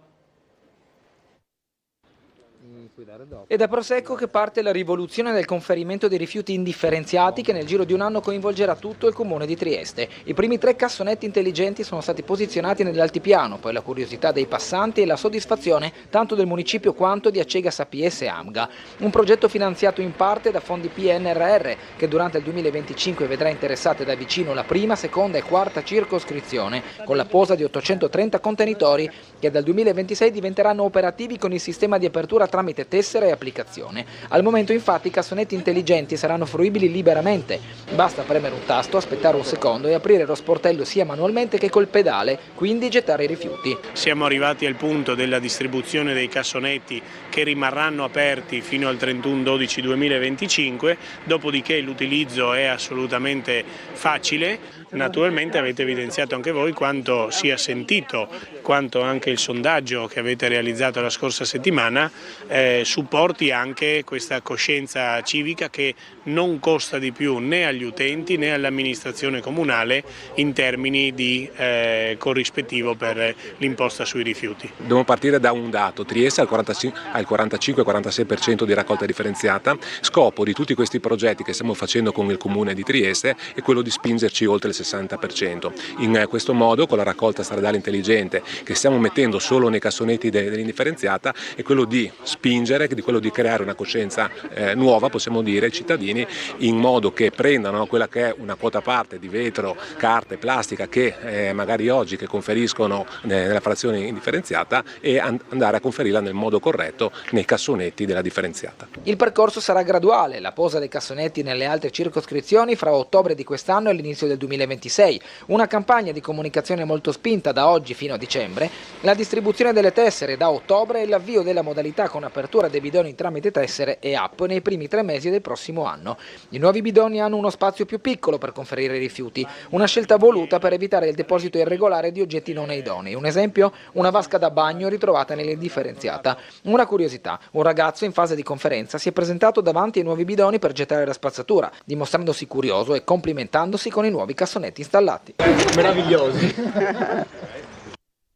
Vabbè, questa è una scena, devo dire, simpatica, no? De Donato, cosa diciamo che sono molto simili a quelli che ci sono a Udine, in altre città, in Slovenia. Credo, questo è una cosa che sosteniamo da tempo, uno dei grandi problemi della nostra città è proprio quello che la raccolta differenziata è assolutamente insufficiente rispetto agli standard di questo periodo storico. Quindi tutte le iniziative che vanno verso questa direzione sono sicuramente anche ammiabili. La soluzione sembrerebbe, per le informazioni che abbiamo, sia appunto coerente con quelle che sono state adottate in altri centri, quindi sicuramente va nella direzione giusta. Io ho una preoccupazione e un appello. Sì. La preoccupazione è la campagna di comunicazione, è stato dichiarato che sarà fatta, io credo che però sia fondamentale che sia fatta in modo efficace. Per poterla fare in modo efficace sarebbe forse utile aprirsi a una collaborazione con tutte le forze sociali, politiche della città per aiutare questa comunicazione. E ad esempio mi risulta che si sia bypassato un passaggio, ad esempio con le circoscrizioni, che dovrebbero essere il naturale punto di collegamento fra amministrazione comunale e cittadini nei territori, e invece credo che sarebbe necessario coinvolgere le circoscrizioni in questo percorso di sensibilizzazione che può anche servire per avere feedback su quelle che possono essere le problematicità poste dall'iniziativa. L'appello è: se veramente questo intervento ha risultati efficaci, produrrà un miglioramento del sistema e conseguentemente una riduzione dei costi. Sarebbe utile, giusto che questa riduzione dei costi si trasformasse in una riduzione della tariffe. Ma infatti l'obiettivo è che al momento non se ne parla. Dovrebbe appoggiare la tessera, utilizzare l'app, conferire i rifiuti e di conseguenza pagare sulla base. Però questo al momento non è ancora previsto e quindi si auspica che questo sia previsto. Sperimentali, il Carso si è partiti da Prosecco e poi arriverà a Rione di San Vito, poi l'estensione a tutta la città. Lipolis, c'è una questione evidente che va affrontata, che giustamente diceva De Donato la campagna di informazione, la quota parte, percentuale importantissima di persone anziane che si troveranno ad avere a che fare con la tessera con la app, forse più con la tessera gli anziani, anche se ci sono delle persone avanti con gli anni che sono molto più smart di me, però insomma è una preoccupazione credo lecita. No, qua voglio parlare a titolo personale, non lo so come la pensa il mio partito, non mi sono consultato, non faccio parte del Consiglio Comunale in questo momento, quindi parlo a titolo personale. Io ho dubbi su questi cassonetti intelligenti, secondo me dovrebbe essere l'Atari intelligente, cioè nel senso che il cassonetto può leggere, in realtà io vedrei più come cassonetto controllore in questo momento. Perché ho dei dubbi? Perché già 20 anni fa, mi ricordo, quando la differenziata era ai minimi termini, che non avevamo le percentuali di adesso, cosa ci dicevano? Fate i bravi cittadini, inserite i vostri rifiuti differenziati nei vari cassonetti e avrete un grande beneficio da parte della bolletta di Atari. Che dice non è arrivato? Questo non è arrivato e controllando le tariffe del comune io vedo che sia l'umido costa addirittura di più dell'indifferenziata. Il comune paga per l'umido, per la plastica, per la carta e per l'indifferenziata più o meno la stessa cifra, con una grande fatica da parte dei cittadini. Tra l'altro mi dicono che nei comuni dove questi cassonetti intelligenti sono stati fatti molti non funzionano e quando il cittadino arriva, vuole mettere l'indifferenziata, vede che il cassonetto non funziona e la lascia fuori dal cassonetto. Questo l'ho visto anch'io purtroppo. Quindi questo succede. Ultima cosa che mi lascia un po' perplesso, noi stiamo riempiendo le case di tanti bidoncini che la gente anche si diverte, qualcuno si diverte anche a fare questa indifferenziata perché si sente bravo e buono, quindi mette la plastica nel cassonetto blu. Devo dire che a guidare la cosa di solito sono i bambini che già all'asilo, alle elementari imparano questa cosa che è molto importante. Tutto bene, però, e lo ripeto, parlo sempre a titolo personale perché è una considerazione che faccio io. Noi abbiamo l'inceneritore qua a Trieste che prende scovazze, permettetevi il termine, da altre città e da altre regioni. Allora, noi facciamo fare un sacco di fatica a tutta la cittadinanza e dopo cosa facciamo? Per il benessere della società aerea di Acegas e tutto, questi bruciano con l'inceneritore rifiuti che arrivano da altre parti d'Italia. Allora, se i cittadini devono avere nella bolletta un beneficio dal punto di vista economico, va bene, ma essere presi per i fondelli da queste grandi società a me non piace. Chiaro la sua posizione. Dubbi, perplessità? Allora, anch'io sono favorevole se ci sono iniziative che vadano in qualche maniera a ridurre quello che è la nostra percentuale di non differenziamento del materiale che andiamo a scartare e anche delle proposte che vadano per il riuso dei nostri scarti, delle cose che non utilizziamo più. Anch'io ho qualche dubbio, perché effettivamente comprendo l'idea, metto un cassonetto più piccolo, però se effettivamente io non riesco a conferire le immondizie, poi rischio che vado a lasciarle fuori, perché la persona anziana non ti torna con le immondizie a casa. Quindi là bisogna valutare bene se il cassonetto è stato pensato in maniera adeguata. Concordo anch'io che ci deve essere un risparmio sulla bolletta, perché sennò ci prendiamo in giro, però ci devono essere anche dei forti controlli, perché sennò quello che succede è che io per risparmiare non conferisco più di fatto le immondizie. Un piccolo inciso per lo spazio delle deiezioni canine. Sì. Purtroppo non tutti i cani sono piccoli. I cani grandi, vedrò il signore che sporziona. E quindi perché quello non potrebbe far entrare da vedere no, da quello che cane, vedo forse chi non ha un cane grande non si rende conto del problema. Allarme cacca. Allarme cacca che c'è già, e quindi non è che cambierà. Il fatto che ci siano invece positivissimo il fatto che siano più distribuiti, perché io spero che favorirà chi lascia in terra. Da quello già che so, adesso. tra l'altro quei bottini dovrebbero essere anche più antibora, lasciatemi usare questo termine. Quello speriamo. A quelli precedenti. Non è una novità di Trieste, ci sono oltre 10 anni che sono utilizzati già da altre parti. Croazia, Udine. Quindi se da altre parti funzionano, io spero. Però noi abbiamo anche quel problema, no? Cioè, il discorso della bora che i cassonetti classici finiscono in ma insomma, essendo infatti ha chiusi, ragione, questo dovrebbe aiutare. Essendo chiusi chiusi non fanno vela, Quindi e l'altra questione favorevole da fondamentale è questo che punto saranno di i vista. dimensionamenti nei numeri. È chiaro che il problema che voi ponete, Certo, quanti ne mettiamo? se ne sono messi tanti Giusto, quanti ma poi servono. c'è una novità su questo, dopo Cason, le dimensioni. dai, dopo delle pubblicità. Sì, una riflessione di carattere finanziario innanzitutto. Sì. Io direi che è apprezzabile il fatto che la Cegas abbia garantito la copertura della spesa, e non era scontato questo. Cioè pagano loro? Pagano loro, e va detto che questo non intaccherà le tasche dei cittadini, perché noi avevamo soltanto i fondi PNRR unicamente per i cassonetti da collocare nella prima, nella seconda circoscrizione e nella quarta circoscrizione, cioè San Vito e Centro Città. Non era scontato, quindi apprezzabile anche questo. Quindi avremo magari in più fasi, no, questa realizzazione, e dove vedremo appunto i cassonetti intelligenti in tutta la città. Ma c'è una novità anche, che questi cassonetti, siccome sono un po' più piccoli di quelli tradizionali per la raccolta indifferenziata, potranno essere collocati anche a sinistra, non solo a destra, per essere poi presi dalle benne, come si chiamano? Dei camion di Acegas dall'altra parte della strada. Quindi se qualcuno magari aveva dei problemi, dei cassonetti di fronte ai portoni, eccetera, potranno essere questi collocati anche dall'altra parte della via. Questa è una novità.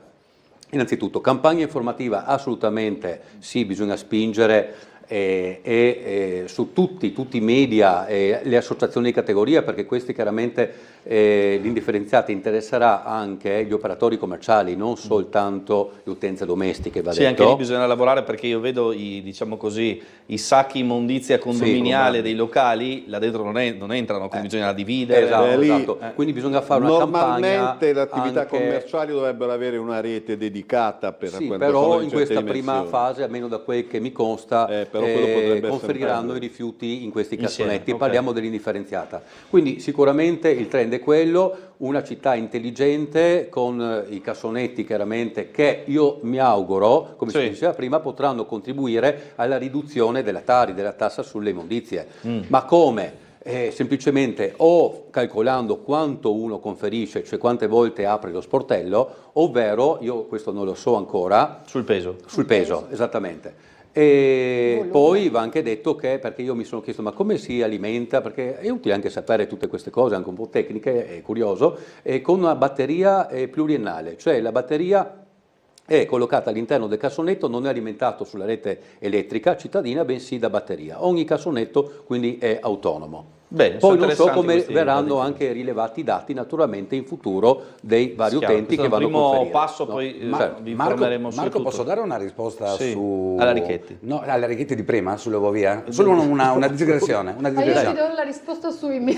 Sì, no, una digressione, perché mi è venuto in mente, dovevo risponderti prima, chiedo scusa, ma non è responsabilità della Richetti, perché i 5 Stelle all'inizio del 2000 non erano ancora presenti, ma mi è stato detto che un assessore, l'assessore Bucci, presentò il progetto dell'Ovovia che partiva dall'Adria Terminal per arrivare a Montegrisa. Ne abbiamo parlato 3 giorni fa. Perfetto, e il centro-sinistra era quasi tutti d'accordo. Allora adesso cos'è questa mia considerazione personale? Che i tempi sono cambiati. La sinistra è molto cambiata nell'ultimo periodo e dà sempre contro. Cioè, indipendentemente dal problema, indipendentemente dal succo del tema, a prescindere deve dare sempre contro. Molto probabilmente la sinistra è peggiorata in questi bisognerebbe spiegare un attimo, 20 nel senso che ma quel progetto il 5 Stelle non significa c'erano. stazione marittima al posto dell'Adria Terminal, Sì. cabinovia davanti, Montegrisa, non Campo Romano, Montegrisa. Anche perché poi va detto che di solito le cabinovie, ovovie, chiamatele come volete, in giro per il mondo portano ad un punto panoramico.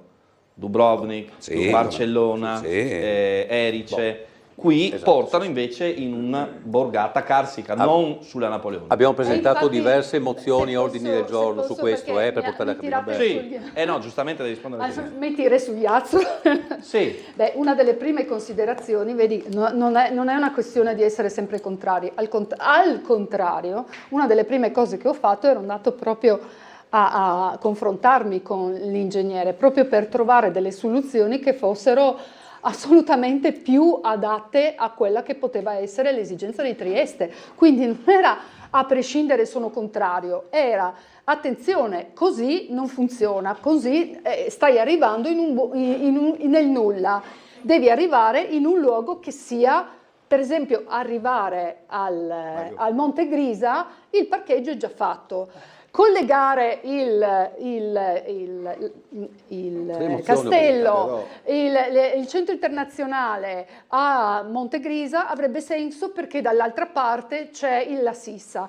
C'erano tantissime altre soluzioni. Si è voluto fare questo tipo di soluzione, che questa soluzione è assolutamente non corretta.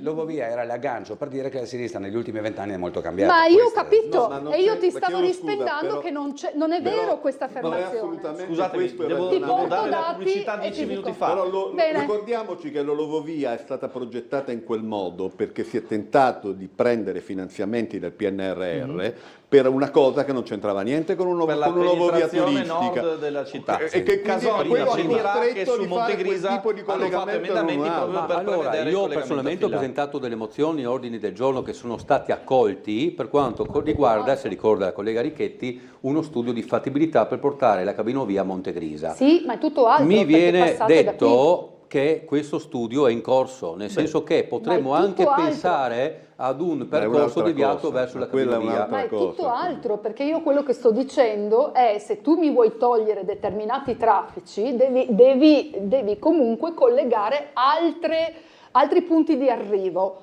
ok? Chiaro. E non passare per Bosco Bovedo che la normativa non lo consente. Punto, basta. Allora, ci fermiamo, pubblicità e torniamo.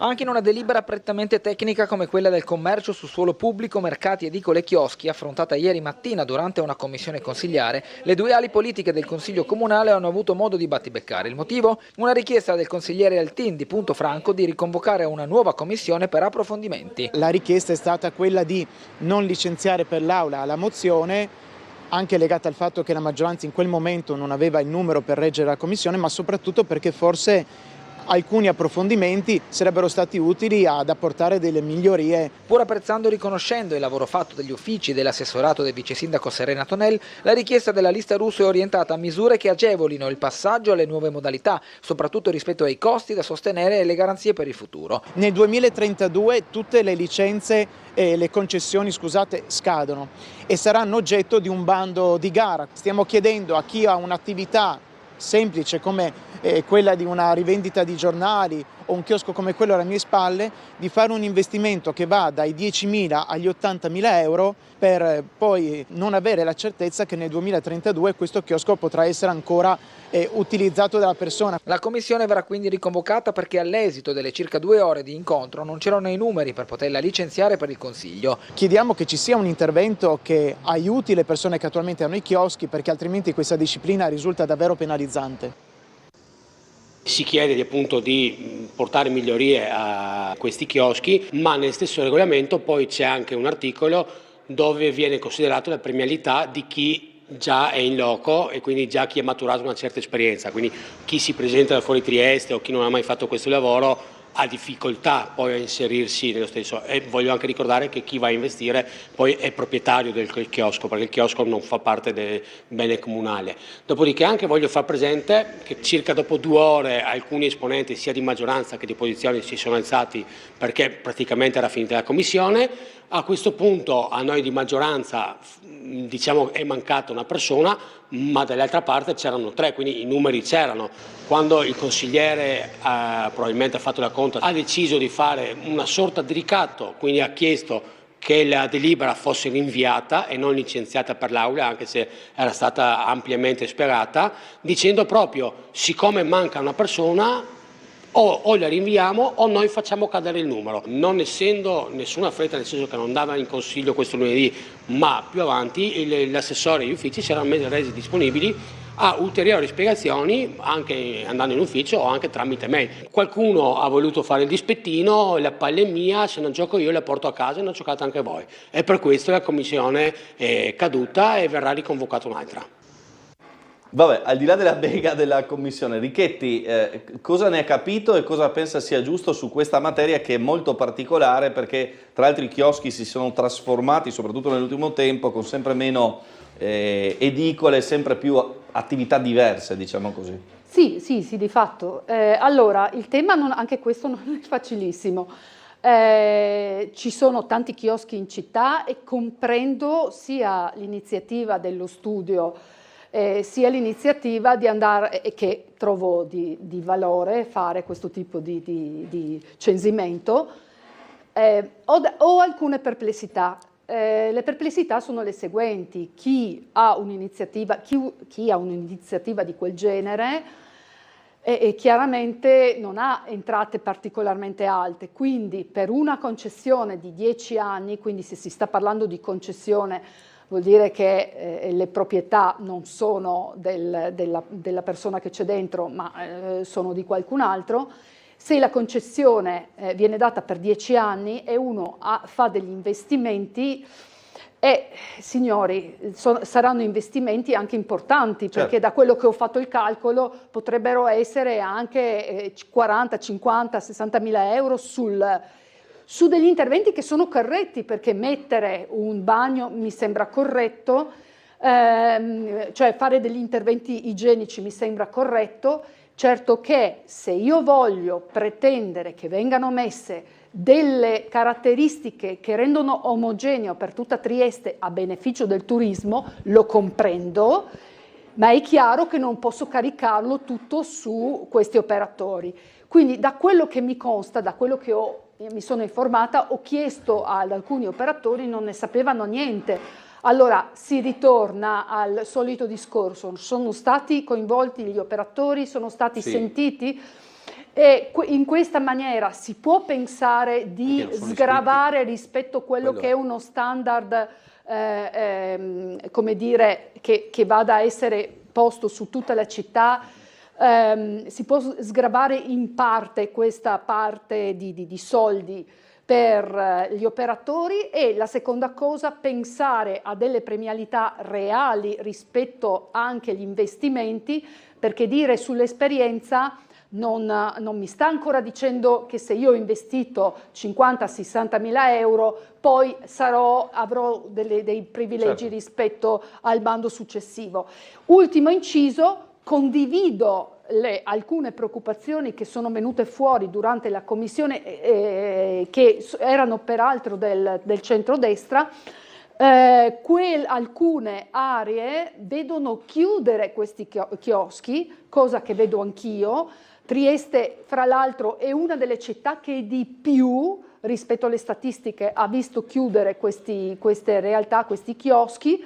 E quindi cerchiamo di supportarle, perché quelli sono presidi e servizi. Certo, che evitano, diciamo così, che anche mantengono viva Piazza Garibaldi ne ha uno, per dire. Certo. Devo dire che il discorso di Richetti non fa una piega, nel senso, io ho investito tanti soldi, cioè non è che potete pretendere che rifaccio il chiosco a mo' di Glorie e dopo 10 anni andate via. Anche perché l'aspettativa di concessione non è molto lunga, un perché discorso nel che 32 scade la normativa. Casò, che si può fare? Allora, innanzitutto questo è un atto dovuto politico, un atto dovuto revisionare un regolamento così vecchio, datato 2020. Il regolamento comunale ha 25 anni.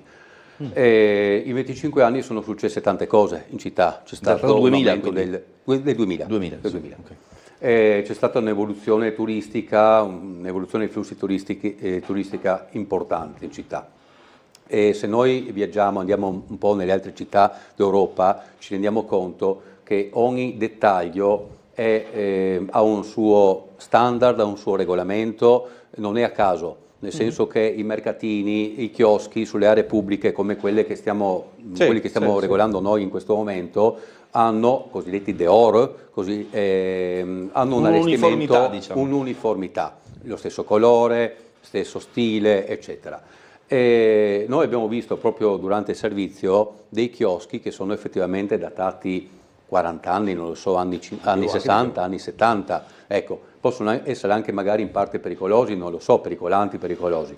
Quindi sicuramente devono essere sostituiti, però rispondendo alla domanda, effettivamente se si dovessero far carico gli imprenditori che, apro e chiudo una parentesi, sono stati informati in parte di questa operazione, di questa iniziativa, solo e unicamente attraverso le associazioni di categoria. Non tutti gli operatori commerciali in questo momento su aree pubbliche, nei vari chioschi, sono iscritti nelle associazioni di categoria. Questo è il problema, è il motivo per cui non tutti erano al corrente, rispondo. Per quanto riguarda invece gli aiuti, è chiaro che Stato, Regione, perché anche questo dipende dalla legge nazionale, direttiva Bolkestein, cioè noi abbiamo tutta una serie di leggi nazionali, legge sul commercio regionale in materia, a cui noi dobbiamo sottostare. Quindi è chiaro che un incentivo, una magari detassazione sul capitale investito, eccetera, è chiaro, come avviene per il 50% delle facciate, indifferente nei lavori condominiali o nella propria abitazione, dovrà avvenire. Un aiuto ai commercianti dobbiamo darlo, però va anche detto che nel regolamento è previsto un adeguamento, non so se lo sappiamo tutti quanti, di 6 anni appunto. Perché? Perché tra 6 anni scadono nel 2032 le concessioni attuali in questo momento. Quindi sì, però diciamo abbiamo dato 6 anni, sì, può essere un termine o meno congruo per l'adeguamento, però lo è, secondo me. Cioè 6 anni di tempo per adeguarsi, insomma, è un termine ampiamente congruo. De Donato. Beh, anche qui facciamo una premessa. Sì. La ratio per la quale questo regolamento viene emesso è sicuramente condivisibile. Il regolamento è vecchio, c'è il settore commerciale, la città è cambiata, l'utilizzo di questi chioschi è cambiato, quindi bisogna adeguarlo. Però qual è il problema? Il problema innanzitutto è che andiamo a vedere quali sono gli esercizi commerciali che si svolgono in questa tipologia di... Quelli sono. Quelli a bassissimo valore aggiunto. Ferramenta, le chiavi, i fiori, le edicole. Sono esercizi a basso valore aggiunto che hanno trovato la convenienza a esercitare in quella tipologia di struttura perché le strutture di tipo tradizionale, cioè il negozio e via dicendo, potevano essere troppo onerose. Ora però il mondo è cambiato anche sotto questo punto di vista, stanno rapidamente chiudendo negozi di vicinato, le strutture di questo genere stanno sparendo e quindi bisognerebbe cercare di avere innanzitutto una visione di quadro insieme, cioè come il commercio a dettaglio si deve sviluppare nella nostra città. All'interno di questo ragionamento ci sono 2 valutazioni da fare. La prima, e lo diceva molto correttamente da non prima, nel 2032 la normativa attuale decade e non sappiamo ancora quale sarà la nuova. Quindi ci troviamo di fronte a un contesto nel quale diciamo a persone che hanno questo tipo di esercizi, e l'avete detto voi, e io lo condivido, stanno chiudendo perché non hanno più l'aria per respirare, di fare degli investimenti molto onerosi senza avere nessuna sicurezza del sulla proroga della concessione. Certo, perché non sappiamo quello che... Perché non è che non sappiamo, cambieranno le norme, non sappiamo quali saranno le norme. L'effetto quale sarà? Che i famosi 6 anni di franchigia verranno utilizzati dagli attuali esercenti per continuare a fare il lavoro come facevano prima. E a 2 anni da cosa? O le novità normative gli faranno vedere il paradiso, oppure semplicemente, come hanno fatto tutti gli altri colleghi, chiuderanno. E quindi rischiamo di vedere sparire una risorsa che soprattutto nei quartieri periferici poteva essere un'offerta alternativa alla carenza di negozi, di esercizi commerciali. Ma infatti, aggiungo, viene fatto proprio per questo motivo, proprio per portare questo tipo di attività su area pubblica nelle periferie. Il problema qual è? Che c'è una terribile eterogenesi dei fini, la chiamavamo. Per fare una cosa buona rischiamo di farla una molto più cattiva, perché spariranno e oltretutto l'obiettivo di renderli più coerenti con la nostra vocazione turistica avviene nel centro della città, dove probabilmente neanche si ci servono, probabilmente abbiamo altre offerte. Nelle periferie. E nelle periferie dove potrebbero essere utili in realtà rischiamo che muoiano. Chiaro, l'Ipolis che poi chiudiamo. Anche in questo caso non riesco ad essere d'accordo nel discorso generale. Meno male, fatto di, vuol dire che ho parte detto una cosa sensata. No, ma cerco di argomentare, di argomentare. Non è che le edicole chiudono perché i chioschi sono vecchi, e non è che esistono soltanto chioschi da licenza da 10.000 euro, ma ci sono anche chioschi, vedi sul litorale barcolano, che vengono venduti per la licenza, in qualche maniera il passaggio, l'avviamento, viene venduto per 200-300.000 euro. I baretti di Barcol. I baretti di Barcol. Poi ci sono alcuni chioschi che stanno dismettendo in città, vedi quello di Piazza Venezia che in vendita mi risulta tantissimo tempo, o quello di Piazza Goldoni che è in vendita tantissimo tempo, e che sono tra virgolette in zone abbastanza appetibili, che però non sono appetibili per il tipo di struttura che c'è adesso. Quindi bisogna rimettere mano al regolamento per dar modo in Piazza Venezia, per esempio, che è una zona molto appetibile per fare un street food, come si chiama, no? Sì. Di poter allargare e di mettere un servizio igienico. Come in Viale. Perché allora, Piazza Venezia c'è bisogno di street food perché non c'è niente in quella. No. L'offerta è totalmente carente nella zona di Piazza Venezia. Però, in via Torino, porca miseria, non so dove andare a bere una birretta. Però se in quella zona un imprenditore vuole investire, non trova un locale d'affari neanche se muore. Se lui vuole mettersi in competizione con un altro imprenditore, sono cavoli suoi. Però in quella zona lì, credetemi, c'è qualcuno che potrebbe investire tranquillamente 60, 70, 80 mila euro per creare una prospettiva di guadagno per lui e per la propria famiglia. Quindi non esistono soltanto i disgraziati che poveri vanno avanti a 1.000 euro al mese tirando la cinghia, tanto le edicole chiuderanno molto più o meno tutte.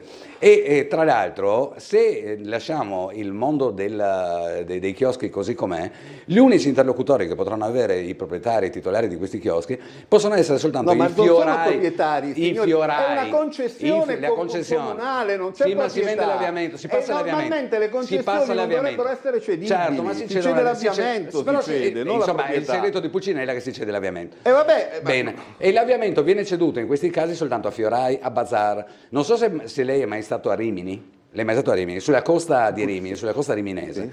Una volta c'erano gli italiani che vendevano chi più, chi meno, articoli turistici e altre cose. Ora sono tutti in mano a Rimini, anche a Roma davanti casa. Bene, ci sono decine e decine di chioschi che sono stati occupati perché comprati per pochi soldi, perché chiaramente la situazione è quella che è, e tutti vendono più o meno la stessa cosa. Se noi vogliamo trasformare la città di Trieste, che sta diventando comunque una città da 1.800.000 turisti all'anno, vogliamo trasformarla in un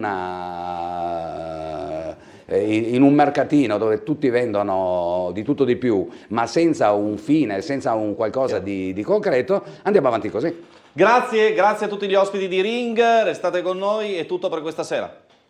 Arrivederci.